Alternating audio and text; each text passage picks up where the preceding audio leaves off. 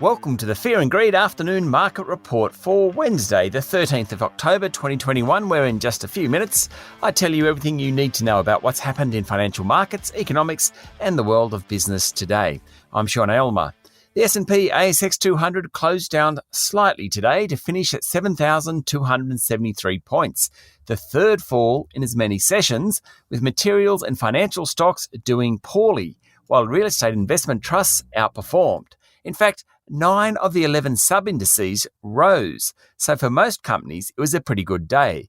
But when 10 of the top 15 stocks are either banks or iron ore miners, then those sectors tend to rule the bourse. The iron ore miners did poorly on the back of a falling price of the commodity. Fortescue Metals was the worst performer of the top 200, off more than 5%, while Mineral Resources was down 4.5%. Rio Tinto dropped more than 3% and BHP was off 1%. Commonwealth Bank and Westpac fell more than 1%, while Bank of Queensland dropped more than 4%, notwithstanding it announced a jump in its cash profit. There are a couple of strong performers on the market today.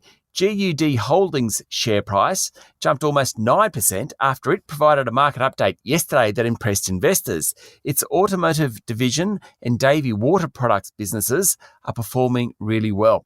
Bubs Australia isn't in the top 200, but it's still worth a mention today. Its share price jumped 40% after reporting a recovery in sales, and fellow infant formula group A2 Milk's share price rose 13%. If borders reopen, that company's channel to market in China should resume. That's very good news for that company.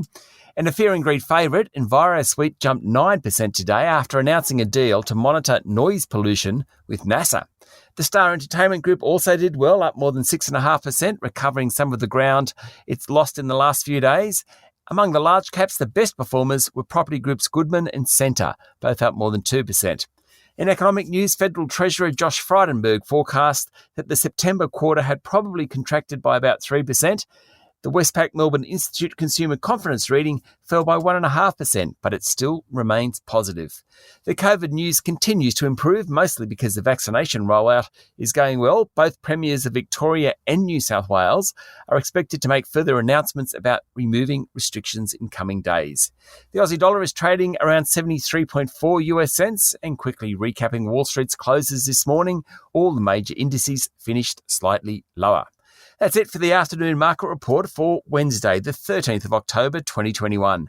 Don't forget to hit follow on the podcast and find Fear and Greed on LinkedIn, Twitter and Facebook. Join me tomorrow morning for the Thursday edition of the Fear and Greed Business Headlines. I'm Sean Aylmer. Enjoy your evening.